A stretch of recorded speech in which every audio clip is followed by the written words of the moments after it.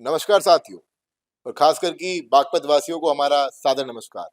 केटी wing, जैसे कि आप सभी जानते हैं कि बागपत के लिए एक सामाजिक और सांस्कृतिक संस्था है, जो कि बागपत के सांस्कृतिक पहलू को उजागर करना हमारी एक विशेष जिम्मेदारी है। और आज जिस स्थल पर मैं खड़ा हुआ हूँ, यह है पक्का घाट मंदिर, जो कि यमुना किनारे बसा हुआ है। मान्यताओं के अनुसार यह मंदिर पांडवों द्वारा बनाया गया था, और शिवलिंग भी जो यहाँ पर है, वो कहते हैं कि पांडवों ने पहली बार इस शिवलिंग की पूजा अर्चना की थी। पर क्या कहानी है, वह बताने के लिए हमारे साथ इस क्षेत्र के काफी सम्मानित, काफी वरिष्ठ और काफी अनुभवी व्यक्ति हमारे साथ हैं। तो इनसे पूछ लेते हैं। नमस्कार सर, क्या नाम होगा आपका? हमारा नाम है ब्रजमोहन शर्मा। जी, शर्मा जी। हाँ। शर्मा जी, क्या कहानी है, पांडवों को लेकर जोड़ा जाता है इस मंदिर के इतिहास को? जब भगवान द्वारका से चले जी। तो उन्होंने समझौते के लिए जब हस्तिनापुर भगवान श्री कृष्ण। भगवान श्री कृष्ण जी। जब समझौते के लिए चले हस्तिनापुर जाने के लिए, तो एक रात्रि विश्राम किया बागपत में। जी। जब इसका नाम जो वागपत्र था, जी। और बाद में फिर ये वागपटु लोग थे यहाँ, जी। तो उन्होंने फिर इसका नाम रखा। जवाब देने वाले ठीक ठाक थे, अच्छा कुछ समृद्ध था। जी। जब भगवान उस वहाँ हस्तिनापुर में गए हैं समझौते के लिए, जी। और वो 5 गांव जो मांगे गए, उनमें से एक ये भी था। ये भी था, यही जो मंदिर जहाँ हम हाँ खड़े हाँ हैं। हाँ, जहाँ खड़े हैं, जी। उन्होंने 5 गांव जो मांगे थे, उनमें बागपत का भी नाम ही था।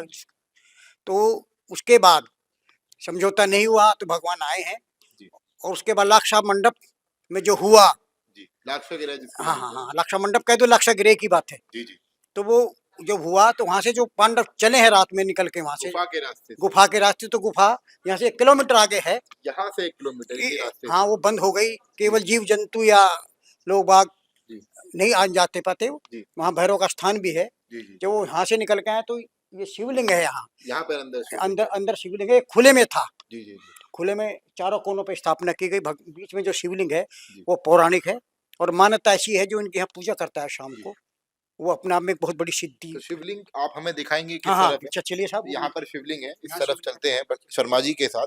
और ये बताते हैं कि ये पौराणिक है, पांडवों द्वारा ही इस शिवलिंग की पहली बार पूजा की गई थी। अच्छा, यहाँ मैं शर्मा जी 2 शिवलिंग देख पा रहा हूँ, कौन सा प्राचीन है सबसे? सबसे ये सबसे ज्यादा ये आ जाइए, प्राचीन, आप आगे की तरफ आ जाइए। ये सबसे प्राचीन है। ये सबसे प्राचीन है। जी। उसके बाद ये बाद में स्थापना हुई। जी। मेन वो है प्राचीन। अच्छा, किसके द्वारा ये स्थापना की? पांडवों के द्वारा, जी। जी। जी। पांडवों के द्वारा स्थापना हुई, पूजा हुई। जी। और उसके ये खुले में था। जी। समय के अनुसार ही जब लोगों ने अपने तरीके से फिर इनकी स्थापना की थी, ये तो चारों खुले में ही थे बिल्कुल। क्या मान्यता है शिवलिंग की? इसकी कोई नाम है विशेष, क्या मान्यता है? इनकी भोलेनाथ के नाम से ही है। भोलेनाथ के नाम से। हाँ। जी। हाँ।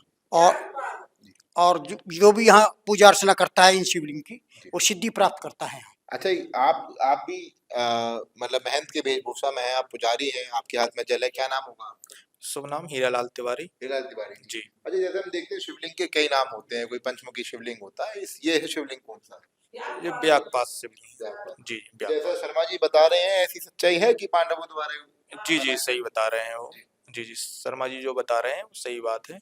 शिवलिंग बहुत प्राचीन है जी। ना, यहाँ जो भी मनोकामना करता है तो सिद्ध होती है, पूर्ण होती है लोगों की। तो लाक्षागृह से चलकर शर्मा जी यहाँ पर पांडव आए थे हाँ पहली हाँ, बार? पांडव आए थे। जी। तो उन्होंने यहाँ स्थापना की शिवलिंग की, भगवान को स्थापित किया। जी। उसके बाद फिर वो गए। जी। जी। और ये ऐतिहासिक स्टडी कर पहले से ही।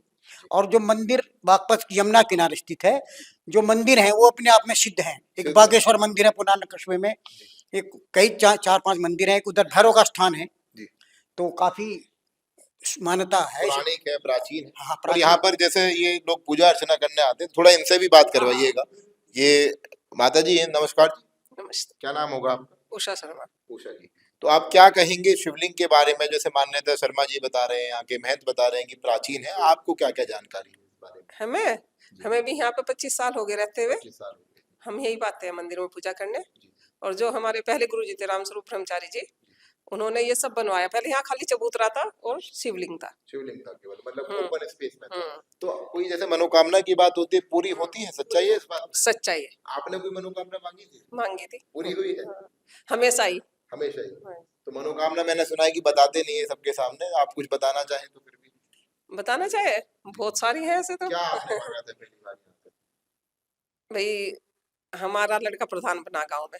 जी। उससे पहले भी कई बार माने, लेकिन ये तो 2 साल पहले की बात है। जी। हमने यहाँ पे मतलब जैसे शंकराचार्य जी महाराज है ना, उनकी तो तपस्या है, तो उनके उससे जैसे यहाँ पे जोत जलाओ 40 दिन या 21 दिन जो भी मांगो तो वो मिलता है। मिलता है। हम्म। आपके साथ भी ऐसा कोई अनुभव है? हाँ जी, क्या नाम होगा आपका? मेरा नाम राजू है जी। राजू जी, शिवलिंग की पूजा अर्चना करने से क्या सुख आपको मिल रहा है और क्या क्या मनोकामना पूरी हुई है? यहाँ से जी भौतिक, आध्यात्मिक और तीनों सुखों की प्राप्ति है। यहाँ पे इतना मतलब शांति मिलती है यहाँ पे, आनंद।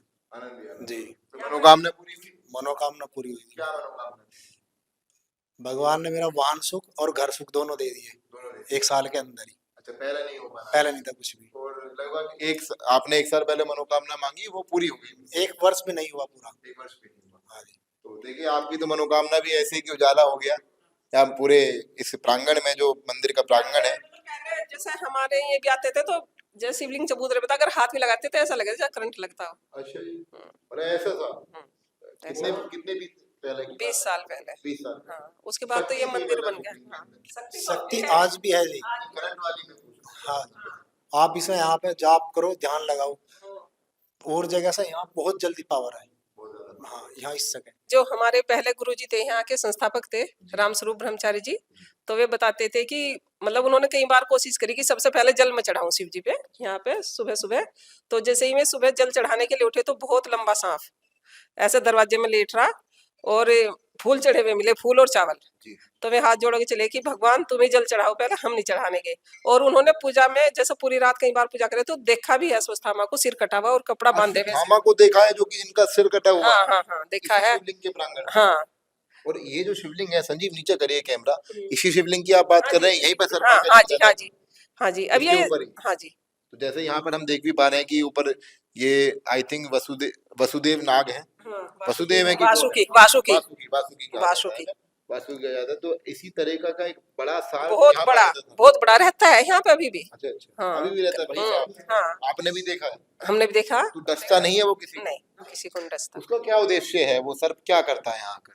वो इसकी मंदिर की पूजा करने भगवान भोलेनाथ की शिवलिंग पे आते हैं, वो हिफाजत करता है। हिफाजत करने आते हैं। और वो हिफाजत मान पूजा तो है ही उनका, पूजा पुण्य पूजा करने आते हैं। शर्मा जी, वो दिखते भी हैं कि मतलब रात्रि के वक्त आते हैं? दिखते हैं वो। यहाँ पर जो रात को रुकते हैं यहाँ पे उन्हें पता रहता है, उन्हें दिख जाते हैं कभी कभी। हाँ, तो राधा रानी के बारे में भी यहाँ कुछ ऐसा मैंने सुना है कि विग्रह है कोई प्राचीन, जो पुराने वक्त विग्रह है उनके द्वारा, मंदिर है भगवान का, और कसौटी की मूर्ति है वो। जी, पूरा प्राचीन। हाँ, प्राचीन। कितने वर्ष पुरानी है लगभग? वो होगी कम से कम 100-150 पुरानी वर्ष पुरानी मूर्ति है। अच्छा, तो वो भी हमें दिखाने का? हाँ हाँ, बिल्कुल बिल्कुल। वो सामने जो भगवान वो है कृष्ण जी, वो 150 वर्ष पुरानी मूर्ति है। 150 वर्ष पुरानी। और उन्हीं के साथ वो विग्रह में जो है राधा रानी का है। जी। और सबसे बड़ी विशेषता है कि वो कसौटी की मूर्ति है। इसका क्या अर्थ होता है? क्या? कसौटी का ये है कि जिसमें सोने को रगड़ा जाता है, वो जी। बड़ी बहुमूल्य मूर्ति है। जी। जो सोना को कसौटी में रख के बताया कि सोना है, जी। तो ये उसकी मूर्ति है। अच्छा, एक बात बताइए, भारत में सभ्यता की जब बात होती है, बदलती हुई सभ्यताएं हैं, जब लोग मिलते हैं, नया लेख आता है, नई भाषा बनती है, संस्कृत से हिंदी बनती है, मतलब सभी भाषाएं अपने आप में मेलजोल होता है, उर्दू हो या हिंदी हो, तो किसी भाषा का कोई विरोध नहीं। इस मूर्ति के लिए क्या को कभी आया था बाहर से, इसको उठाने का प्रयास किया गया? क्या कुछ ऐसी कहानी हाँ, है? ऐसी कहानी है कि ये मूर्ति यमुना पार जा रही थी। जी। जब इधर से आई तो यमुना पार जा रही थी वो। जी। तो वो जब उठाने लगे बैल जड़ रहे, तो ये मूर्ति बैल चले नहीं, खींच नहीं पाए गाड़ी को, जो रथवती में थी ये। जी। तो फिर उनको स्थापना यही हुई। फिर यही हुई, मतलब खींच नहीं पाए? नहीं, खींच नहीं पाए। क्या ऐसा क्या हुआ भाई? और वो देवी शक्ति रही होगी कोई, या भगवान यही विराजमान, पांडव नगरी थी, भगवान ने विश्राम किया यहाँ। पांडवों ने विराजमान किया था? नहीं, ये तो उसके बाद जो भगवान उस हुआ है, उस शिवलिंग के बाद जो मंदिर यहाँ बना, जी, शंकराचार्य जी ने किया। शंकर, उसके बाद ये आज शंकराचार्य स्वामी कृष्ण बोधाराश्रम जी आए, जी। उनसे पहले थोड़ा वो आए लोग बाग, तो लोगों ने स्थापना की। जी। और भगवान यहाँ विराजमान स्वयं होना चाहते थे, जी। तो कहाँ जाते फिर? वो जब मानता ऐसी है तो प्रभु की इच्छा, तो प्रभु की इच्छा यही थी विराजमान होने की, यही पूजा कराने की थी। तो माँ राधा जी भी साथ थी। जी। हाँ, तो तो कृष्ण है तो राधा ही है, राधा है तो तो कृष्ण है। कृष्ण। अच्छा, एक बात बताइए, आप भी ये सच्चाई है जो बता रहे हैं कि भाई उठा नहीं पाए थे? सच्चाई है। शंकराचार्य जी, क्या क्या नाम था उनका? शंकराचार्य जी, कृष्ण बोधाश्रम जी। वो आपके ही गुरुजन है?